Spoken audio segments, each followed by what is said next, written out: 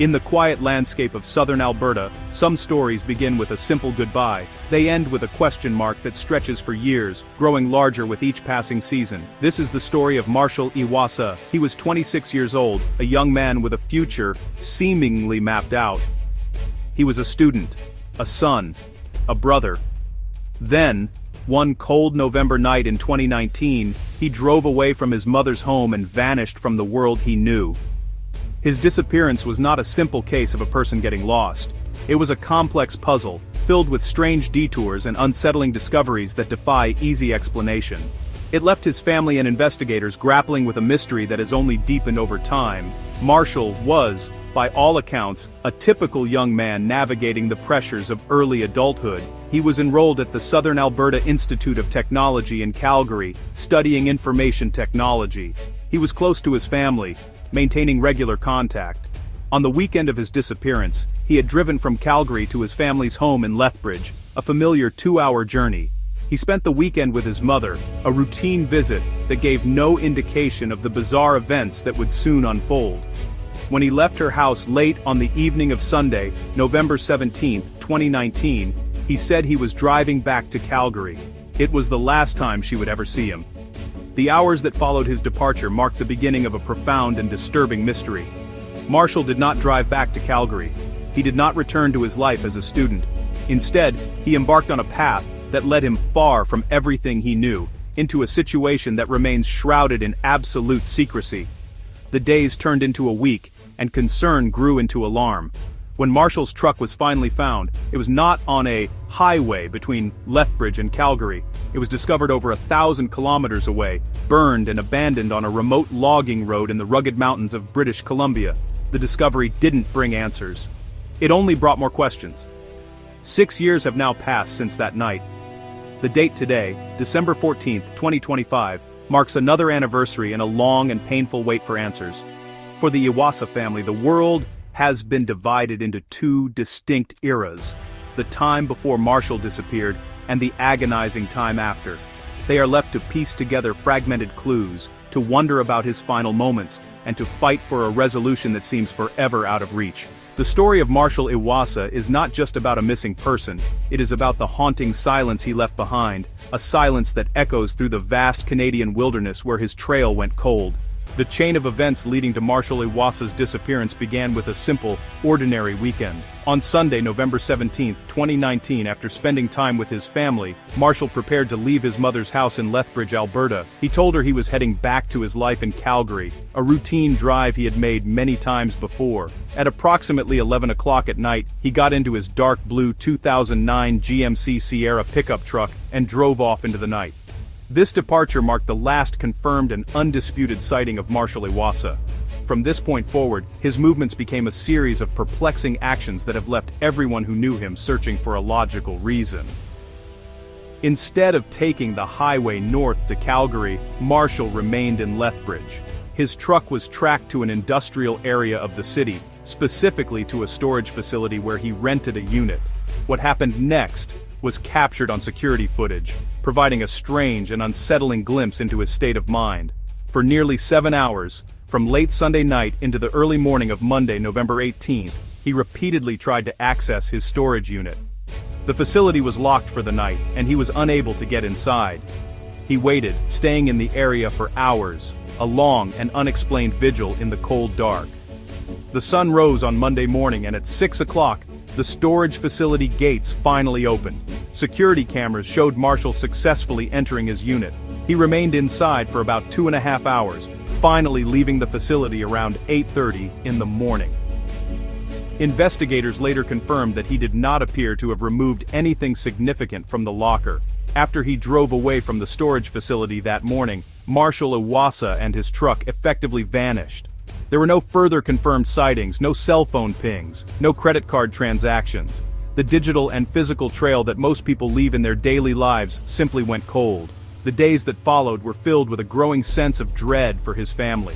Calls and texts went unanswered. When he didn't show up for scheduled commitments, his family reported him missing to the Lethbridge Police Service. The search began, but there was little to go on. It was as if he had driven off the face of the earth. It wasn't until nearly a week later, on Saturday, November 23rd, that the first piece of evidence surfaced. It came from a remote corner of British Columbia, in a place Marshall had no reason to be, and the discovery was grim. Hikers stumbled upon his burnt-out truck, signaling a dark turn in the case. The most bewildering part of Marshall Iwasa's final known hours is centered on his visit to that Lethbridge storage unit. His actions there were not just unusual, they were deeply obsessive and hard to rationalize. After telling his mother he was driving back to Calgary, he instead spent the entire night fixated on gaining access to his locker. For nearly 7 hours, from around 11:30 at night until 6 in the morning, he was seen on surveillance video trying and failing to get into the locked facility. This was not a casual attempt. It was a prolonged, determined effort that suggests something inside that unit was of critical importance to him at that moment. Why would a young man, who was supposed to be on a 2-hour drive home, spend an entire night waiting in a cold, dark, industrial park? This question has tormented his family and investigators. There was no apparent emergency. If he had simply forgotten something, it seems logical, he would have returned the next day or called someone. Instead, he waited patiently, almost as if he could not proceed with whatever he planned to do next until he had been inside that unit. This bizarre behavior points to a state of mind that was clearly agitated or preoccupied, a stark contrast to the person his family knew. When he finally gained access at 6 in the morning on November 18, he spent another 2.5 hours inside.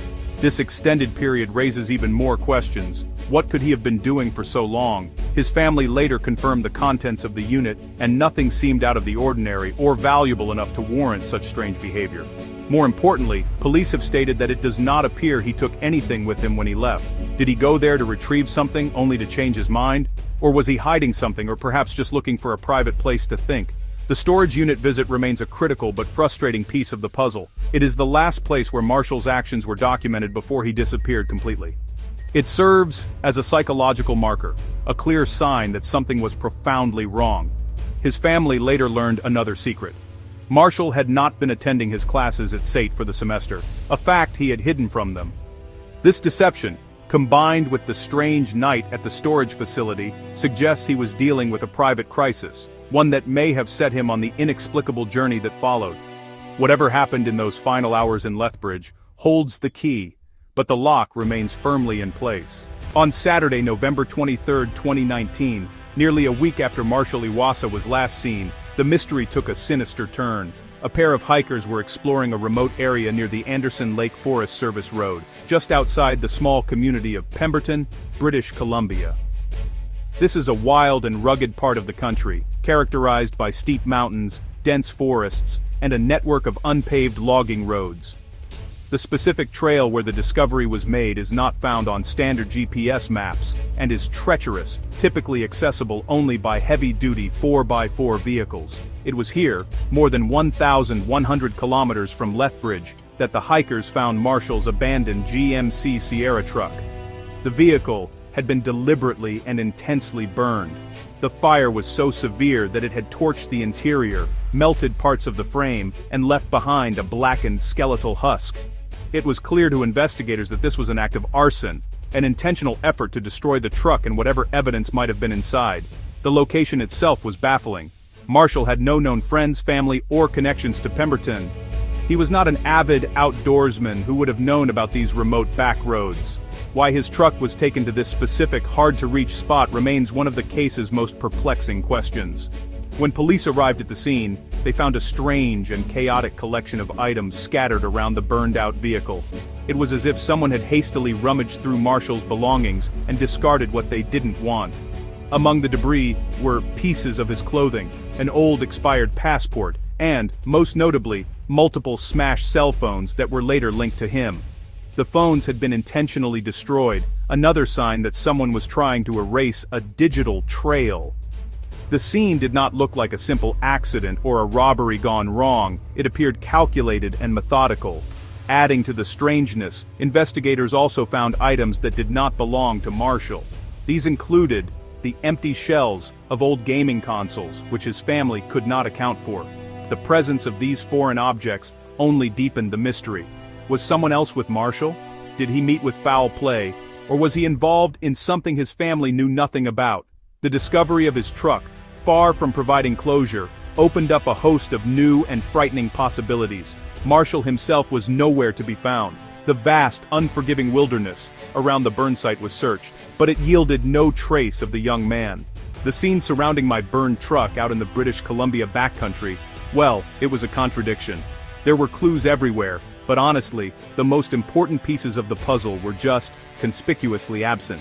Investigators, they carefully cataloged all the items that had been scattered across the forest floor. These included some of my clothing, an expired passport, and, several mobile phones that had been smashed beyond repair. The intentional destruction of those phones was especially significant. It really suggested a deliberate attempt to hide communication records, locations, or contacts. It was a pretty clear effort to sever my digital ties to the world. But you know, what was missing is maybe even more telling than what was found. Crucial personal items that anyone would almost certainly have with them were just gone. My wallet, with my identification, driver's license, and bank cards, was never recovered. My laptop, an essential tool for an IT student like me, was also missing. And most importantly, my primary cell phone, a pearl-colored Samsung Galaxy S6 that I used every day, was gone. The phones found smashed at the scene. Those were older secondary devices. The absence of my main phone, my wallet, and my laptop, it really suggests they were either taken by someone else or that I took them with me. The disappearance of these specific items creates a significant problem for investigators. Without my wallet, it's tough to track any financial activity that might have happened after I vanished. My financial records show that my bank accounts and credit cards haven't been used since 2 days before I was last seen, which, honestly, just makes my 1,000-kilometer journey even harder to explain. Without my laptop and primary phone, the police are deprived of critical data, things like recent searches, messages, and location history that could have shed light on my plans, my state of mind, or who I might have been in contact with. Another deeply personal and puzzling item that's missing is my backpack. My family described it as a bag I took everywhere, packed with my daily essentials. Also missing were my contact lenses and solution. As someone who really relied on contacts to see clearly, it seems highly unlikely I would have just voluntarily abandoned them. The selective nature of what was left behind and what was taken, it really points away from a simple robbery. Thieves would probably have taken the truck itself and any valuable electronics, not burned the vehicle and left behind scattered debris. The missing items, yeah, they suggest a more personal and mysterious motive is at play. The very foundation of the Marshall Iwasa case rests on a journey that seems almost impossible to explain. How did a young man with no apparent financial resources travel over 1,100 kilometers from Lethbridge, Alberta, to a remote logging road in Pemberton, British Columbia? His bank records show no activity, no gas purchases, no food stops, no ATM withdrawals in the days leading up to or after his disappearance. The drive would have required multiple tanks of gas, costing hundreds of dollars. This financial black hole is one of the biggest unanswered questions. Did he travel with someone else who paid for the trip? Or was he carrying a large amount of cash? Furthermore, the timeline of this journey is a complete blank. There are no gas station security videos, no traffic camera images, and no witness sightings of Marshall or his distinctive dark blue truck along the major highways connecting Alberta and British Columbia. It is an enormous stretch of land to cover without leaving a single trace. This lack of evidence has led to speculation about whether Marshall was even the one driving. Could someone else have been behind the wheel? The absence of any digital or physical footprint along this well-traveled route is highly unusual in the modern age of surveillance and connectivity. The destination itself raises another set of profound questions. Why Pemberton? Marshall had no ties to the area. His family and friends have confirmed he had never mentioned the town and had no reason to go there. The specific location where the truck was found is even more mysterious. It was not a place one would stumble upon by accident. Whoever drove the truck there had to have known about the obscure Forest Service road, suggesting either local knowledge or specific instructions. This has fueled theories that Marshall was either meeting someone there or was taken there against his will. All these questions circle back to his state of mind and the secrets he was keeping. His family was unaware he had stopped attending his college classes, a significant deception that suggests he was under some kind of stress or pressure. Was he running from something? Perhaps a debt, a personal conflict, or a situation he felt he could not face? Or was he running towards something? A new life? A planned meeting? Or an escape he had been secretly plotting? Without Marshall, the answers remain purely speculative, leaving his loved ones to wonder if he was a victim, a fugitive, or someone who simply chose to disappear. From the outset, the official investigation into Marshall Iwasa's disappearance has been fraught with challenges and, according to his family, significant shortcomings. The case involves multiple jurisdictions, adding layers of complexity to the process. The initial missing person report was filed with the Lethbridge Police Service in Alberta. However, his truck was discovered in British Columbia, bringing the Royal Canadian Mounted Police into the picture. This division of responsibility can often lead to communication gaps and delays, which the Iwasa family feels occurred in the crucial early stages of the investigation. One of the family's primary sources of frustration has been the classification of the case. For a long time, police did not officially deem Marshall's disappearance to be the result of foul play. Without the criminal or suspicious label, the level of resources and investigative priority dedicated to the case can be limited. The family believes the circumstances, the long-distance travel, the burned truck, the destroyed phones, are overwhelmingly suspicious and warrant a full-scale criminal investigation. They have publicly criticized the initial handling of the crime scene, noting that the site where the truck was burned was not thoroughly processed for forensic evidence for months. The flow of information from investigators to the family has also been a point of contention. While police must protect the integrity of an active investigation, the Iwasa family has expressed feeling left in the dark. They have stated that results from forensic testing on the items recovered from the burn site have not been shared with them, leaving them to speculate about what, if anything, was found. This lack of communication has compounded their grief and anxiety, making them feel as though they have had to lead the charge in keeping Marshall's case in the public eye and pushing for progress. In response to these challenges, the family has taken on the role of tireless advocates. They created the Find Marshall Iwasa Facebook page, which has become a central hub for sharing information, posting updates, and encouraging public engagement. They have organized independent searches, raised awareness through media interviews, and offered a substantial reward for information leading to Marshall's whereabouts. Their unwavering efforts stand in stark contrast to an official process they feel has been too slow and too quiet. For them, the fight for answers is not just an investigation. It is a deeply personal mission to bring their son home. The disappearance of Marshall Iwasa is deeply unsettling on its own, but it becomes even more disturbing when viewed within a broader context. His is not the only case of a man vanishing under mysterious circumstances in the vast wilderness of British Columbia and Alberta.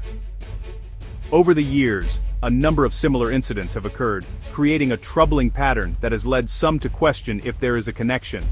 These cases often share common elements: men disappearing without a trace, their vehicles later found abandoned, burned, or in remote locations, and a complete lack of evidence to explain what happened to them. For example, the case of Daniel Rios, who vanished in the same general region of British Columbia, shares some parallels. Like Marshall, his vehicle was found abandoned in a remote area with no sign of him. Other men, such as Luke Neville, Ryan Stuker, and Ryan Preventure, also went missing in southern Alberta, under perplexing circumstances. While each case is unique, the geographical proximity and the unexplained nature of their disappearances have created a cloud of speculation and fear. Are these isolated tragedies, or is there something more sinister connecting them? Law enforcement agencies have generally treated these cases as separate and unrelated investigations. They have not publicly acknowledged any definitive link or suggested that a serial predator could be at work. They point to the vastness of the region and the fact that many people travel through these areas for various reasons, some of whom may be experiencing personal crises. However, for the families of the missing and for communities online dedicated to solving these mysteries, the similarities are too stark to ignore. The pattern of abandoned or burned vehicles in particular suggests a possible modus operandi.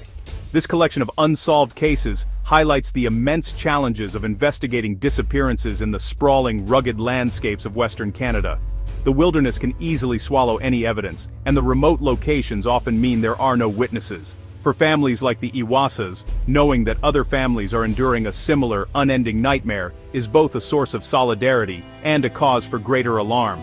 It amplifies the feeling that something is deeply wrong in these beautiful but unforgiving territories. The cluster of mysteries remains a dark stain on the region, with each unsolved case adding another layer to the enigma. Today is December 14th, 2025. 6 years have passed since Marshall Iwasa drove away from his mother's house and into a mystery that has offered no resolution. For his family, these years have been a relentless cycle of hope, despair, frustration, and advocacy. The silence from Marshall has been absolute. There have been no credible sightings, no communications, and no evidence to suggest he is alive and living elsewhere. The questions that arose in the first few weeks of his disappearance remain the same questions they face today. Why did he go to the storage unit?